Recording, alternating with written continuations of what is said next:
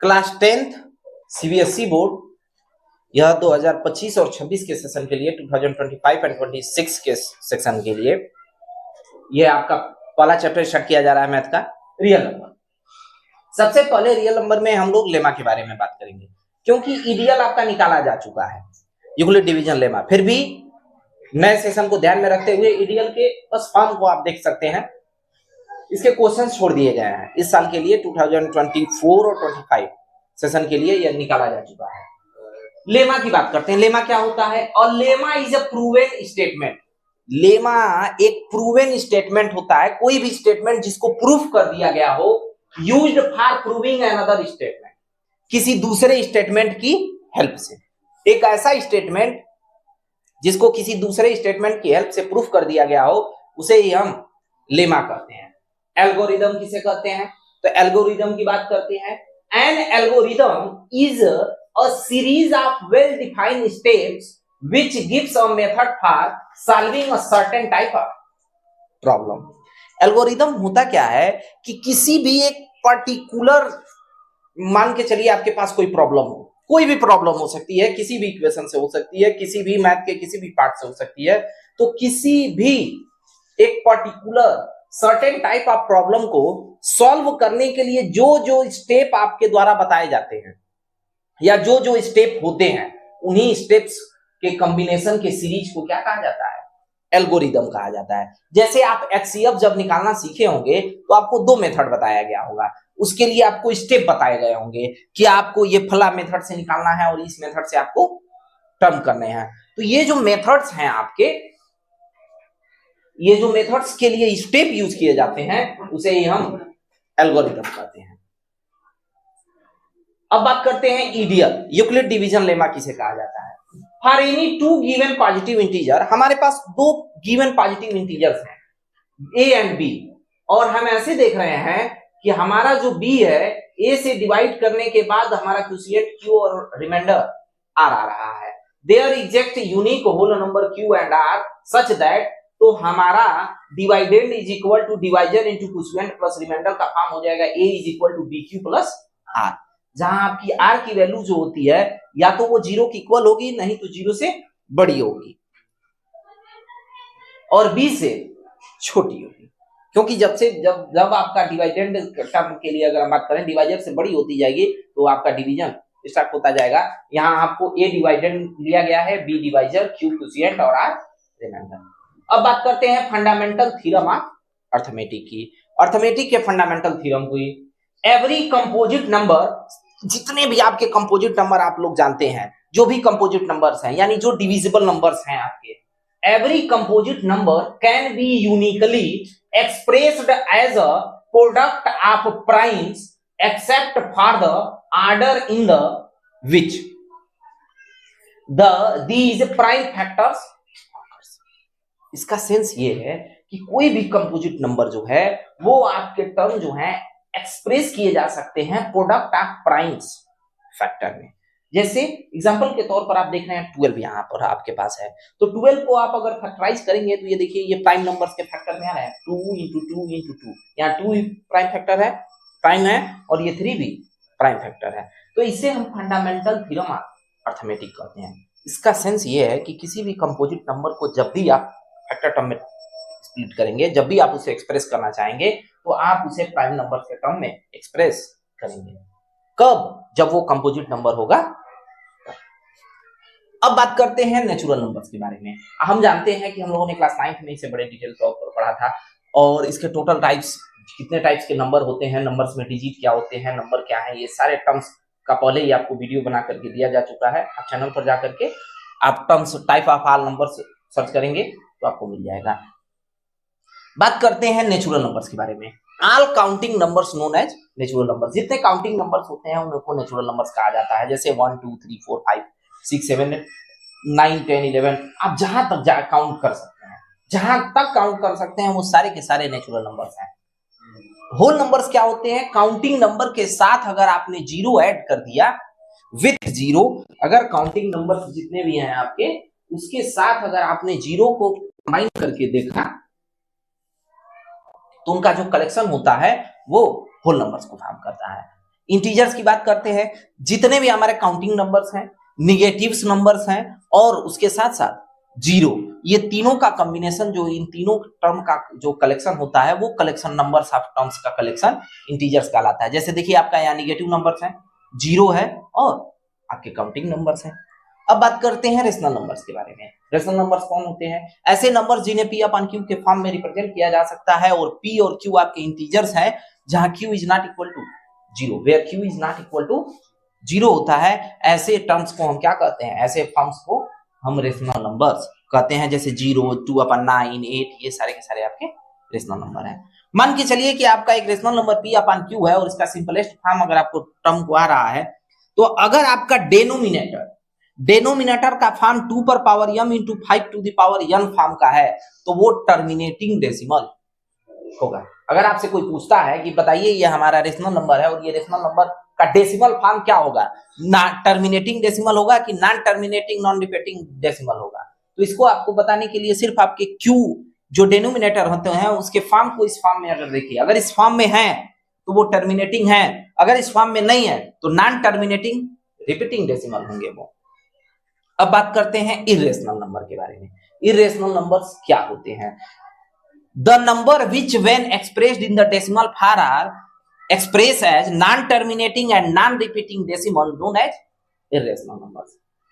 सीधी सी सिंपल सी बात कर सकते हैं कि जो रेशनल नंबर्स नहीं है, that numbers which cannot be represented in the form of p/q is known as irrational numbers। या उसको अनदर लैंग्वेज में अगर आप बात करेंगे तो ऐसा कोई भी नंबर जिसका decimal form non terminating and non repeating हो तो उसे हम इरेशनल कहते हैं। और नॉन टर्मिनेटिंग और नॉन रिपीटिंग जो टर्म्स होते हैं ये आपको क्लास 9th में बड़े डिटेल तरीके से बताया गया है, आप प्रीवियस वीडियो में जाकर के देख सकते हैं कि नॉन टर्मिनेटिंग और नॉन रिपीटिंग डेसिमल कैसे निकाले जाते हैं। अब आप यहां ध्यान से देखेंगे तो आपको टर्म दिख रहा होगा कि ये नॉन टर्मिनेटिंग और नॉन रिपीटिंग डेसिमल है। देखिए 0, 1, 001, 0001, 401, 501, ये नॉन टर्मिनेटिंग डेसिमल है। या किसी प्राइम नंबर को अगर आप स्क्वायर रूट में भी लिख देंगे ना तो वो भी आपका क्या हो जाएगा? इरेशनल नंबर्स हो जाएगा। और किसी भी प्राइम नंबर को अगर आप क्यूब रूट में लिख देते हैं तो भी वो इरेशनल नंबर्स हो जाएगा। और पाई भी आपका क्या है? इरेशनल नंबर्स है। इसे हमेशा दिमाग में रखिए कि पाई इरेशनल नंबर है, लेकिन इसकी जो वैल्यू आती है 22/7 वो रेशनल नंबर है। तो पाई अगर आपसे जब भी पूछेगा तो वो कौन सा नंबर है? इरेशनल नंबर है। टाइप 2025 और 26 सेशन के लिए क्लास 10th सीबीएसई बोर्ड का रियल नंबर का पहला टाइप आप पढ़ रहे हैं। क्वेश्चन में find the prime factorization of आपको गिवन किए हुए हैं, उसके प्राइम फैक्टराइजेशन आपको फाइंड करना है। सिंपल सी बात होती है, पहले से पढ़ते चले आए हैं। प्राइम फैक्टराइजेशन का सिंपल सा सेंस होता है एलसीएम। अब लोएस्ट कॉमन मल्टीपल 144 का निकालेंगे तो ये आएगा 2 × 2 × 2 × 2 × 3 × 3। इसे आप 2 पर पावर 4 × 3 रिप्रेजेंट कर देंगे। इसे ही हम इसका प्राइम फैक्टर, इसे आपको पहले से ही पता होगा। पूछा जाता है simplest form of given number, किसी भी गिवन नंबर का सिंपलेस्ट फॉर्म।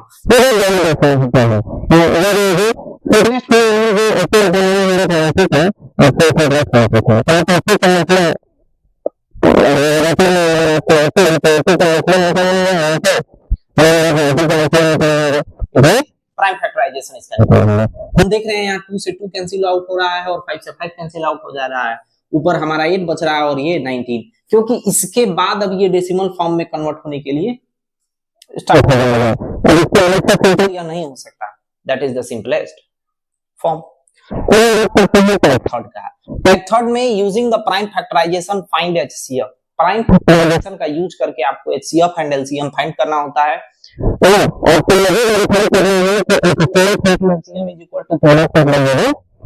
जो भी गिवन नंबर होते हैं उनको एक क्वेश्चन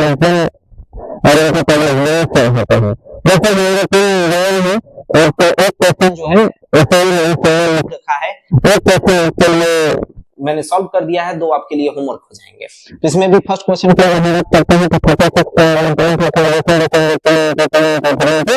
या प्रीवियस क्लासेस में पढ़ चुके हैं।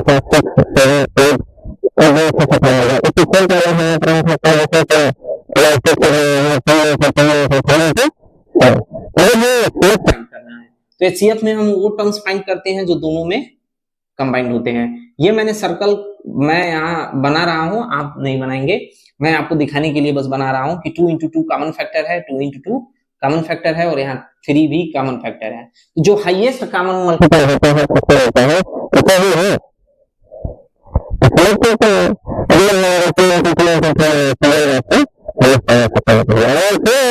क्या करना होता है कि एचसीएफ तो आपका फाइंड आउट ही करना है, जो टर्म बच जाता है उसे भी आप नोट कर लेते हैं।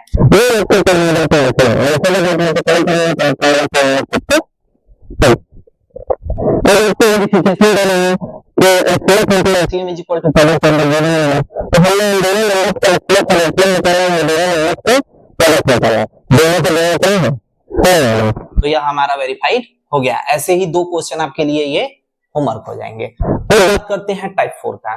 टाइप 4 टर्म में क्या पूछा है, textual division so that each of the following rational number is a terminating decimal. हमें शो करना है कि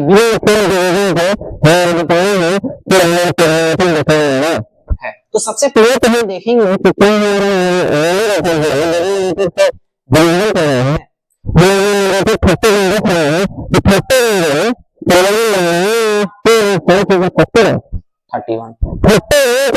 फैक्टर 2 and 5। कई बार ऐसा होता है कि यह आपका डिविजिबल टर्म में आ सकता है। जैसे मान के चलिए हमने यहाँ 0 बढ़ा दिया, 0 हमने ऐड कर दिया, तो इसका सेंस हो जाएगा 0 से 0 कैंसिल आउट हो रहा है। तो ये ऐसा भी कई केस में आपका आ सकता है कि यह एक्स्ट्रा बढ़ाया जा सकता है। तो हम सबसे पहले न्यूमरेटर को चेक कर लेते हैं, कहीं यह डिविजिबल तो नहीं है ना।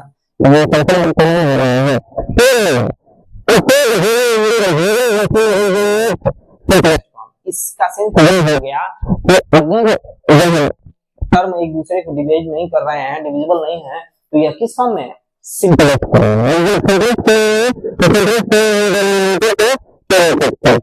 मान लीजिए 2 पर power 2 into 5 to the power 3 दिया है तो कोई बात नहीं, लेकिन अगर 50 का है तो 50 का हम क्या निकालेंगे, प्राइम फैक्टराइजेशन निकालेंगे। और प्राइम फैक्टराइजेशन करेंगे तो 5 के फॉर्म का है कि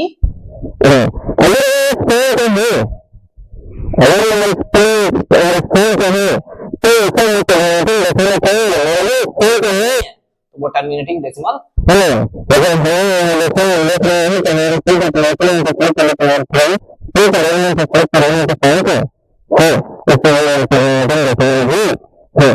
चलिए अगर कोई एक एक्स्ट्रा नंबर आ गया होता, इसमें हमने 3 ऐड कर दिया होता,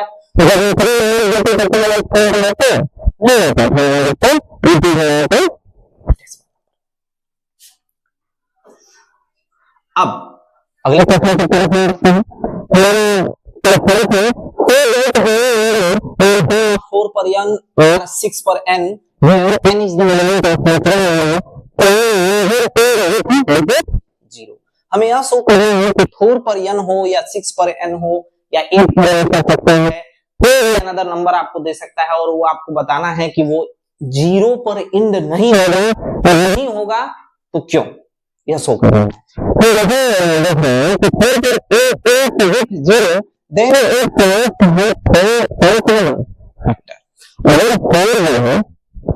जीरो से इंड होता तो उसका हमें 5 चाहिए। एग्जाम्पल के एज समझ सकते हैं कि जैसे मान लीजिए 10 या 0 से इंड हो रहा है ना, इट मीन्स 2 into 5। 100 अगर हम बात करते हैं तो यह 2 into 2 into 5 into 5 होता है, यानी 0 से इंड होता है तो उसका फैक्टर हमें मिनिमम टर्म के लिए फैक्टर हमको 2 चाहिए।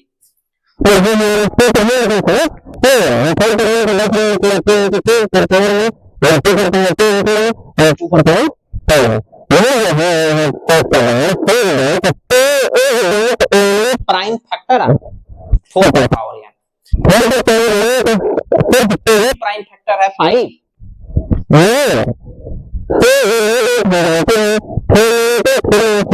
हम लोगों ने पीछे फंडामेंटल थ्योरम अर्थमेटिक पढ़ा है,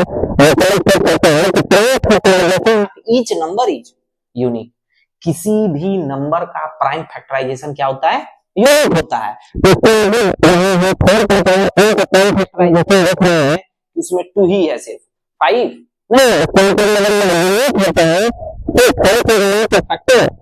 4 पर पावर n, इस वजह से 4 पर पावर n का फैक्टर नहीं है, और 4 पर 5 जो है किसी नंबर का टर्म का फैक्टर अगर नहीं होता है तो वो कभी भी इंड विथ 0 नहीं होगा, क्योंकि हमें 0 इंड होने के लिए 2 के साथ 5 की जरूरत है होती है।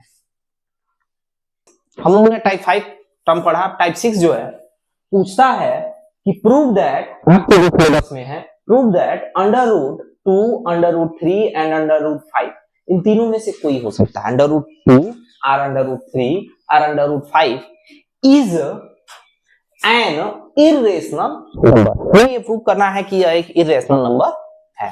तो ऐसे समझ जाइए कि अगर हमें इसे इरेशनल प्रूफ करना है तो हम अगर ये प्रूफ कर दें कि ये रेशनल नहीं है, it is not a rational number, तो हम ये प्रूफ कर सकते हैं कि यह इरेशनल होगा।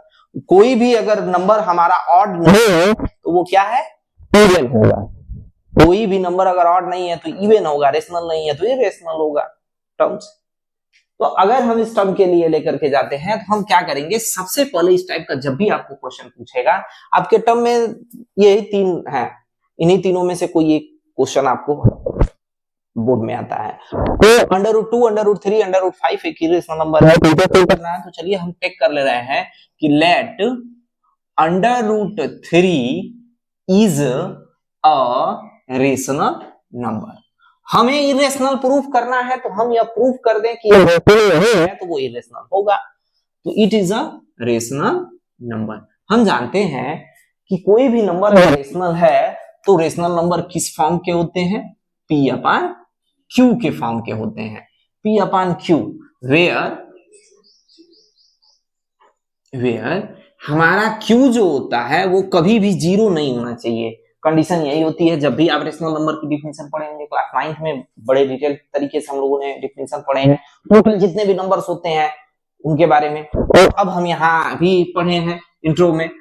एंड और एक और टर्म है P और Q जो है आपके, वो क्या है, आर को प्राइम नंबर, आर को प्राइम नंबर। ये को प्राइम नंबर्स क्या होते हैं, थोड़ा ध्यान दीजिए को प्राइम नंबर के बारे में। कोई भी ऐसे दो नंबर आप ले लीजिए जिनका HCF 1 आता है, वही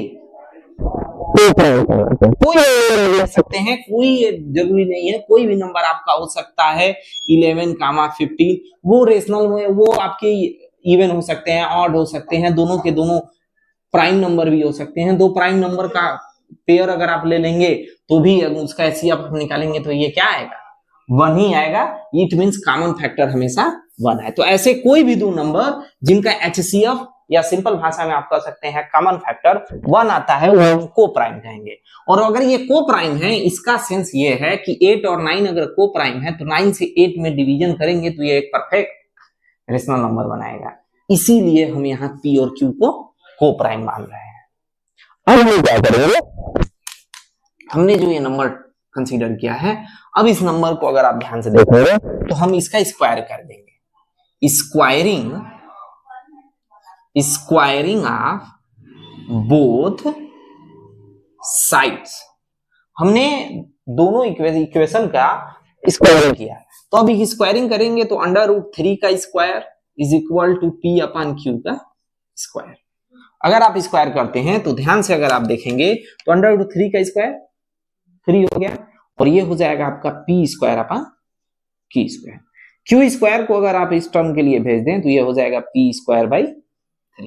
ये आपका इक्वेशन मिल गया सेकेंड। तो हो रही है हियर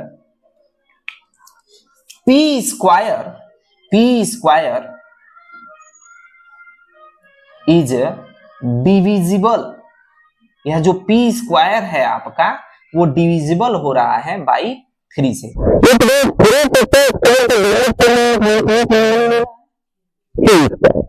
और ये स्टेप चला जा रहा है, अभी कुछ समय बाद आपको हो जाएगा। इसलिए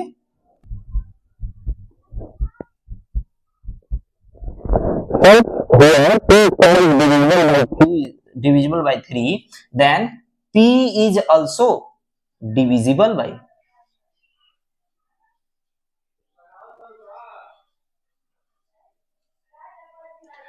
ऐसे समझिए यहां कि एक नंबर है हमारा 4 का स्क्वायर, अगर 4 का स्क्वायर 4 से डिविजिबल है तो हमारा 4 भी 4 से डिविजिबल होगा। अगर किसी नंबर से डिविजिबल है तो नंबर भी उससे डिविजिबल होगा। ये सिंपल सा प्रोसेस है।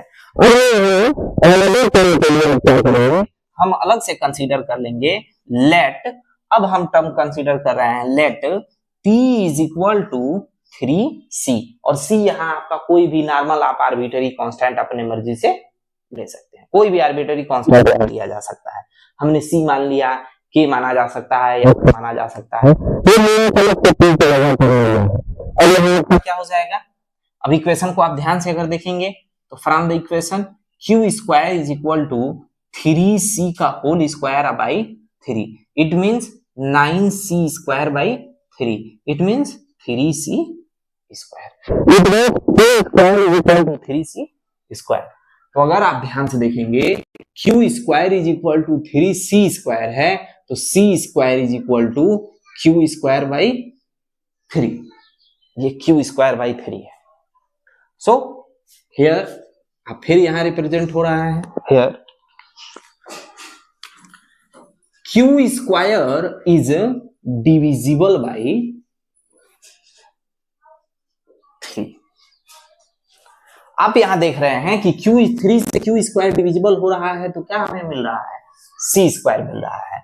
इसका सेंस ये हो गया, sense so Q is also divisible by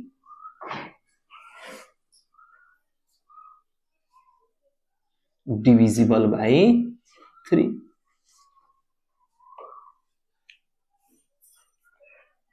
समझिए हमने देखा कि P भी डिविजिबल है किससे?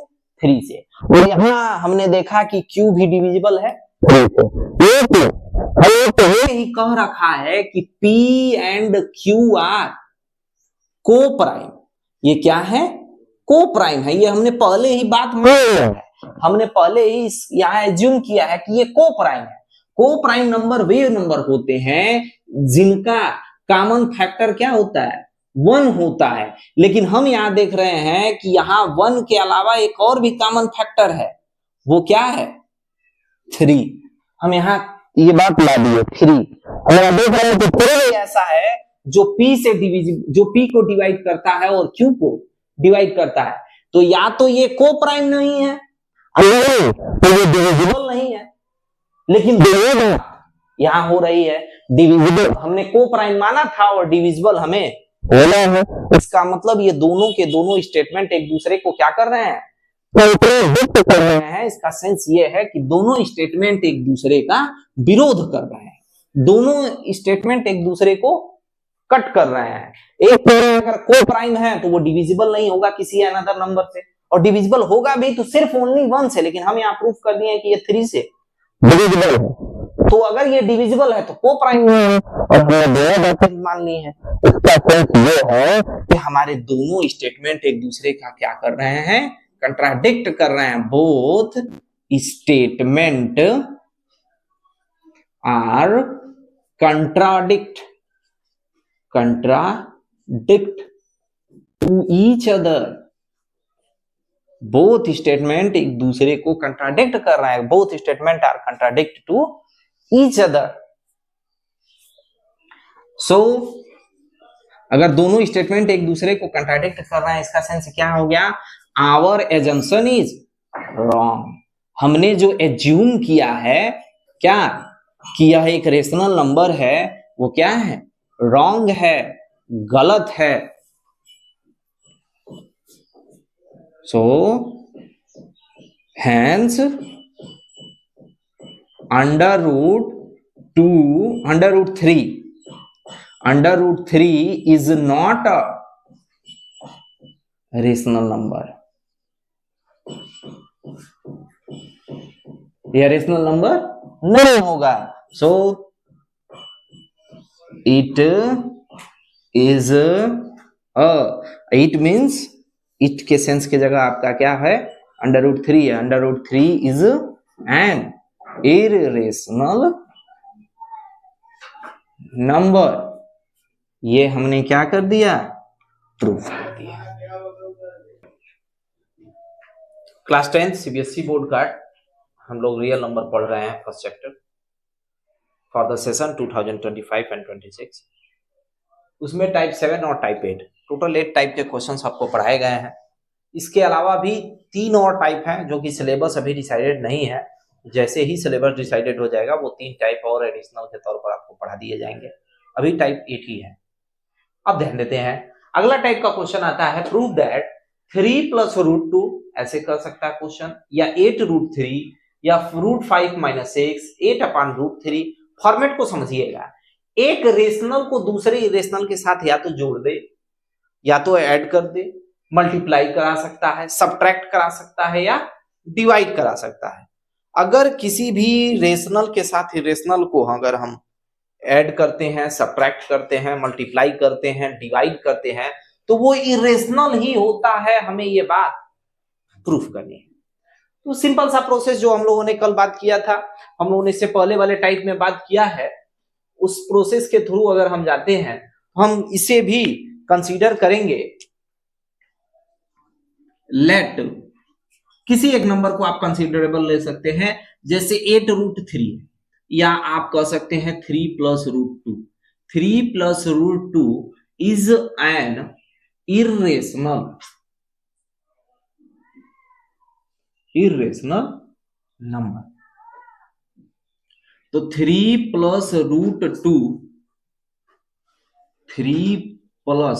√2 इज इक्वल टू P/, तो यहां हम क्या करेंगे, इरेशनल प्रूफ करना है तो हमें इसे रेशनल कंसीडर करना है। हमने इसको रेशनल नंबर कंसीडर कर लिया। अब अगर हम इसे रेशनल नंबर कंसीडर करेंगे तो ये P/Q के फॉर्मेट का होगा, where Q is not equal to 0 and P, Q are coprime number. P और Q आपके को-प्राइम नंबर्स होते हैं। अब यहां पर आप ध्यान दीजिएगा, यहां √2 हमने ऐसे ही इसे रहने दिया और +3 इधर आ जाएगा तो ये हो जाएगा -3। तो क्या हो जाएगा, ये P - 3Q/Q √2। ये हमें एक इक्वेशन यहां पर मिल गया। हम जानते हैं या here P/Q is a rational number. हम जानते हैं कि P/Q एक रेशनल नंबर है, वो हमने एज्यूम किया है। तो अगर ये P/Q रेशनल नंबर है, सो P - 3Q/Q is also a rational number. तो P - 3Q/Q भी एक रेशनल नंबर होगा। अगर आप ध्यान से देखें तो हमने कह लिया कि 3/2 एक रेशनल नंबर है। तो 3/2 अगर रेशनल नंबर है तो इसमें अगर हम -3 भी करेंगे तो वो भी रेशनल नंबर आएगा। 3 - 6/2 इट मींस -3/2। तो रेशनल नंबर में हम कुछ भी जोड़े, घटाएं या गुणा करें या भाग करें तो वो रेशनल ही आता है। जैसे रेशनल नंबर में हम किसी भी नंबर का जोड़े, घटाएं, गुणा या भाग करते हैं तो वो उसी टर्म के लिए आ जाता है। तो एडिशन सब्ट्रैक्शन करने पर कोई फर्क नहीं पड़ता है। तो यहां पर अगर हमने सब्ट्रैक्ट किया है तो रेशनल नंबर से एक रेशनल नंबर को सब्ट्रैक्ट किए हैं तो वो रेशनल नंबर ही आएगा। यह रेशनल नंबर आया। बट हम एक बात जानते हैं, बट वी नो दैट, हमने पहले पढ़ा है, वी नो दैट, हम जानते हैं। क्या आप जानते हैं? वो स्टेटमेंट आपका है कि √2 इज एन इरेशनल नंबर। √2 एक इरेशनल नंबर होता है। हमसे नंबर कहा है 3 + √2 is equal to rational number. हमें 3 + √2 को हमको रेशनल हमने माना है, लेकिन √2 तो इरेशनल होता है, हम ये बात जानते हैं। तो एक इरेशनल नंबर कभी भी रेशनल नंबर की इक्वल नहीं हो सकता। और हम ये कह रहे हैं कि इधर ये रेशनल है और इधर इरेशनल है। दोनों स्टेटमेंट फिर एक दूसरे के कंट्राडिक्ट में खड़े हो गए। तो हम यहां लिखेंगे both statement are contradict to each other. Both statement are contradict to each other. Both statement are contradict to each other, दोनों स्टेटमेंट एक दूसरे को कंट्राडिक्ट कर रहे हैं। इस सेंस से हमारा जो एजम्पशन है, so our assumption is wrong. So our assumption, हमने जो एज्यूम किया है, हमारा एजम्पशन क्या था कि वो रेशनल नंबर है, 3 + √2 एक रेशनल नंबर है, इज रॉन्ग। हमारा एजम्पशन जो है रॉन्ग है, गलत है। Hence 3 + √2 is an irrational number. इसलिए ये टर्म्स हमारा क्या हो जाएगा, इरेशनल नंबर हो जाएगा। अब आखिरी टाइप में आते हैं। हमें यहाँ कुछ नंबर्स दे रखे हैं जिसे हमें बताना है कि ये रेशनल है कि इरेशनल है। तो चलिए इसके विषय में बात करते हैं, रेशनल है कि इरेशनल है।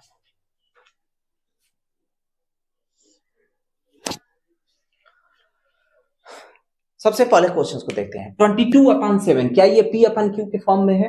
बिल्कुल। हम अगर कभी भी आपको अगर अपान का सेंस दिखे तो इसका मतलब वो P/Q के फॉर्म में होगा, तो वो कौन सा नंबर होगा? Rational number. बस उसको ये कंडीशन फॉलो करनी होगी, उसको यह कंडीशन फॉलो करनी होगी कि P/Q के फॉर्म में हो और Q is not equal to 0। उसके बाद अगले नंबर को देखते हैं। तो अगला नंबर हमारा डेसिमल नंबर है, और डेसिमल नंबर में कौन सा डेसिमल है? टर्मिनेटिंग डेसिमल है। तो जितने भी टर्मिनेटिंग डेसिमल होते हैं वो सारे के सारे क्या होते हैं? रेशनल नंबर ही होते हैं। तो ये भी रेशनल नंबर है। यहां भी हम देख रहे हैं, अगर हम एक टर्म के लिए अगर आ जाए, अब यहां पाई को पहले ही आपको बताया गया था जब इरेशनल और रेशनल की डिफिनेशन हम लोगों ने पढ़ी थी। तो पाई की जो वैल्यू आती है वो नॉन टर्मिनेटिंग और नॉन रिकरिंग होती है, जिसकी वजह से यह कौन सा नंबर है? इरेशनल नंबर है। ये कई बार अनेकों कॉम्पिटिशन्स एग्जाम्स में जो ओलंपियाड के क्वेश्चंस होते हैं उसमें एंट्रेंस एग्जाम में ये पूछा जाता है, और स्कॉलरशिप वाले क्वेश्चंस होते हैं कि पाई इज रेशनल या इरेशनल नंबर। तो पाई इज इरेशनल नंबर। अब यहां हम देखेंगे कि हमारा एक नंबर लिखा हुआ है और ये बार लगाया हुआ है। इसका सेंस ये होता है कि ये नंबर बार बार क्या हो रही है? रिपीट हो रही है। तो ऐसे में ये डेसिमल एक्सपांशन भी हमारा क्या होता है? रेशनल नंबर होता है। ये इरेशनल नहीं है, रेशनल नंबर है।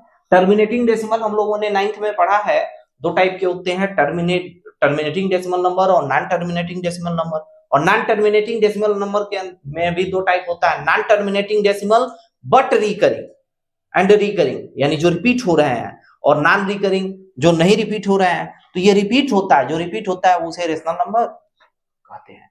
अब हम इस टर्म पे आए, क्या क्यूब रूट से 3 बाहर आएगा? नहीं बाहर आएगा, इसलिए ये भी क्या है? इरेशनल नंबर है। ये रेशनल नंबर नहीं है, ये इरेशनल नंबर है। अब नीचे वाले टर्म को हम देखें तो ये देखिए नॉन टर्मिनेटिंग और नॉन रिकरिंग है। पहली बात तो नॉन टर्मिनेटिंग है, और नॉन टर्मिनेटिंग में अगर ये रिपीटिंग होता तो हम इस डेसिमल एक्सपांशन को रेशनल कह देते, लेकिन ये नॉन रिपीटिंग है, इसलिए ये भी क्या है? इरेशनल नंबर है।